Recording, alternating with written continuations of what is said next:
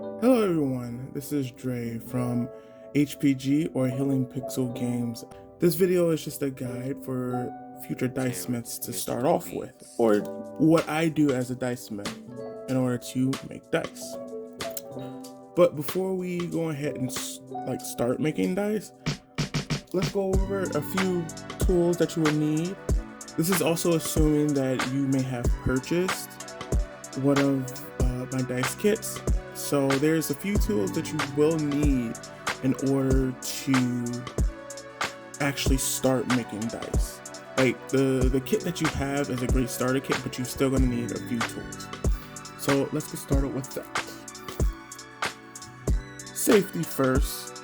Resin is very dangerous to be handling. So you will definitely need some disposable gloves to protect your skin, because if resin gets on your skin, it can cause irritation, redness, things in that nature.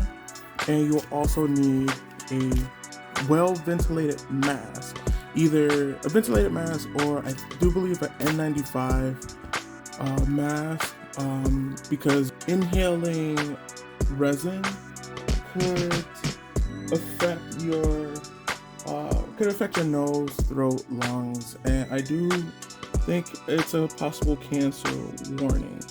There are warnings on the resin.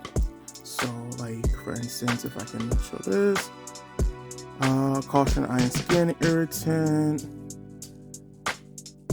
This is the actual resin form, and by the way, I'm using Amazing Clear and Cast.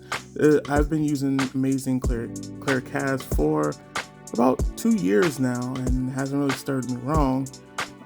This one is a 1-to-1 ratio, so it's going to be an A side and there's going to be a B side. The B side is the hardener. This is worse. You can see harmful is if swallowed, harmful by skin absorption, causes burns to eyes and skin. This is the hardener. This is the activator. This is what hardens the resin when stirred properly. And again, this is the B side. Again, you need a 1-to-1. If you did order the kit, the instructions are with the resin. I am in no correlation with this brand. It's just a great brand to start off with. So again, safety first. Always be safe when you're messing with resin. Please be safe. Wear disposable gloves and wear a ventilated mask. Also, always be in a ventilated area when you are handling resin. You will also need a pressure pot. With this specific mold, since it's a cap mold, you are going to need a pressure pot to get rid of not necessarily get rid of the bubbles in your dice, which I'll explain later, but to at least minimize the bubbles where you can't see them. You will need a pressure pot. A few things that I do recommend you have when you are creating dice is a scale to measure out your resin, especially if you're doing multiple colors or different designs with your dice. A scale, I would say, is pretty much highly recommended. Hobby shears or an Xacto knife. You're gonna need these two tools for clipping off flashing from your dice, or taking like excess resin, which I will get further into, with your dice when you're like demolding them. Parchment paper or any paper, or I guess like paper plate, to catch resin so you're not making a mess in your workspace. Also, to safely put your mold inside the pressure pot without making a huge mess. So I like to use parchment paper because parchment paper is reusable. When I have a mess like on the parchment paper, and when the resin hardens itself up, I'm able to take the mold off the parchment paper, take the resin, like fully take the resin off without it sticking to the parchment paper, and then just reusing the paper. And I do this, I guess I can get like maybe five uses out of it, depending if it's not all crumpled up when I stuff it inside of the mold stand. On that note, I also do suggest a mold stand, which is something like this. Actually, I can just lift this up a little bit. There we go. A mold stand.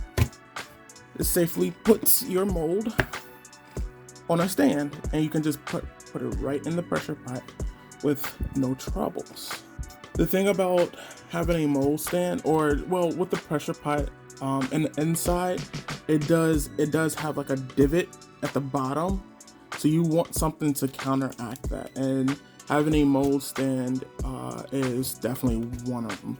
I got this mold stand from an Etsy shop called Fire, Hide, and Silver, all one word. Toothpicks are good to have when you're doing different designs.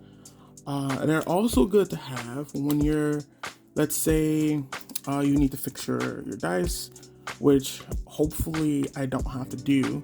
But if you have to fix your dice, you can use what's called UV resin, which is, I have some right here. UV resin is resin that is hardened by UV light. So the sun, or you can get a cheat and just get a UV lamp. I'm sorry, all my stuff is like dirty. That's because I've been using it. A UV lamp to harden the resin quickly, and it takes maybe 3 to maybe 5 minutes to harden. So let's say if you had a void, which you see that little bubble, that the crater inside the dice or in the die, you can take the UV and patch it up, put a little, I wish I can like focus here, put a little dot right there, stick it into the UV light, and let it sit for 3 to 5 minutes, and then boom, your outcome can be either like it's gonna look like a bubble like protruding out where the hole used to be, which is fine because you can actually sand that down, or you may actually be able to get it flat enough where so you don't have to do a lot of sanding. All right, so that's pretty much about it of my recommendations, the tools that I use in order to do dice work. So without further ado, let's go ahead and jump into making dice.